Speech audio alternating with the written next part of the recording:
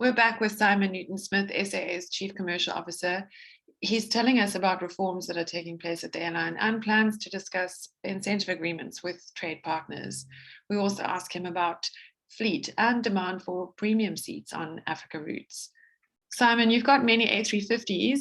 What's the load factor sweet spot on that aircraft? So the fleet is made up predominantly of, you're right, it's Airbus, but it's the smaller ones. So we have the 319s and 320s, the narrow bodies. We've got a single A330.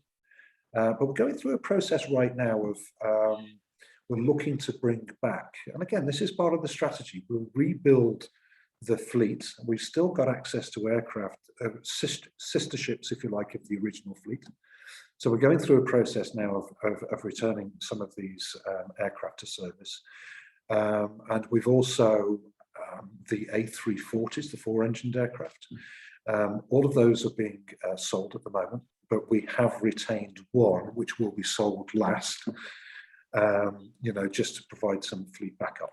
But to specifically answer your question, it's very difficult.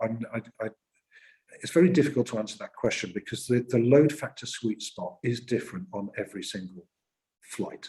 So I can tell you right now the load factor sweet spot, and it also changes by season and it changes by month. But I can tell you that the load factor sweet spot for Cape Town is higher, which is not a surprise. The airfares tend to be lower, but it's higher than, say, a Kinshasa, where a Kinshasa service, actually you get a higher yielding fare, your sweet spot load factor is lower. So all of the routes that we're flying right now, particularly into regional Africa, actually we make an operating profit at load factors below what you might imagine. And it's been part of the reason why we've selected certain of those routes. But I can't give you a specific number because it changes by month and by route. How does SAA plan to incentivize agents this year? Is it commissions, overrides, and based on what figures? Because overrides, there was a big period where they weren't applied. Yeah, and listen, it's another great question, and one of the quite frankly, I think the way that we will approach remuneration in the market. One, we've now got a little history in terms of now we've got data to tell us actually what the market dynamics look like. So we've now got a basis to say, okay, so what is good and what could better look like? But quite frankly, I can't give you a straight answer on what the program's going to look like because, and maybe it's the world that I've come from. I would envision that the remuneration program will come based on the conversation that we have with the trade. Now, what I can tell you is that I believe that there should be a reward for performance. I don't believe in just because you're big, you get a bigger deal, because quite frankly, that just creates imbalance in the market. And I would want our partners to feel as though they don't have to look over their shoulders to try and figure out what the other guys have got. And if they've got a better deal and they're selling at a lower price, there's no room for that in anybody's life. But my personal view is that we should be looking at reward for performance. So if we agree, the metrics together and the remuneration together, it shouldn't be an incentive that upsets the marketplace, but provides fair reward, based on the support provided. The two metrics that, certainly if I look at best practice around the world, typically I would see the main metrics that, the trade gets measured on is a combination of volume and share. But obviously we need to be really comfortable that we can measure that together. But right now, I can't tell you that there's a program that's been designed. We're just going to put it in front of people and say, take it or leave it. That is not going to be the approach at all. It will be a dialogue with our trade partners with a foundation of knowing that there's going to be a level playing field, but absolutely we will reward for performance and support. And this conversation takes place after the onboarding of your strategic partner? Well, actually, there's nothing stopping us having that conversation sooner rather than later.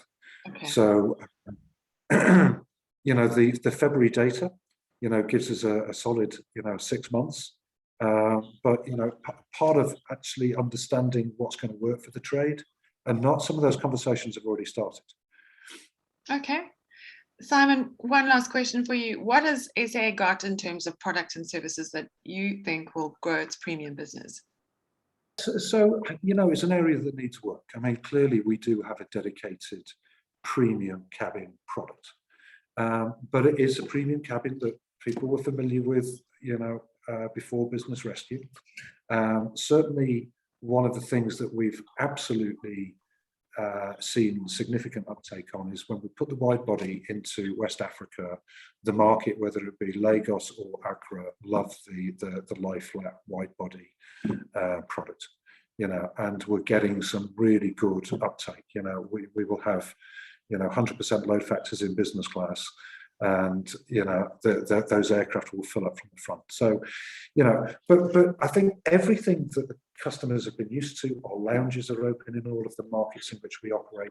We've got some exciting stuff coming with lounge partnerships, but we've got work to do ensuring that we've got the right premium offer for our customers via the trade. So right now, can I list all of the bells and whistles that we've got available that the other guys don't? No, I can't. But the one thing that does set us apart from at least half the carriers in some of the markets we operate is we do have a dedicated business class. It's not just an economy class with a seat blocked and what have you. It's a real business class product. I think the other thing that I would say is that the demand for premium or business class has changed over the last 2 years. So one of the things that we've been testing, and sorry, I think the lights just went off here. One of the things we've been testing is actually how do we make our premium cabin more accessible to people that would maybe normally travel in economy, but actually, given the right price point, would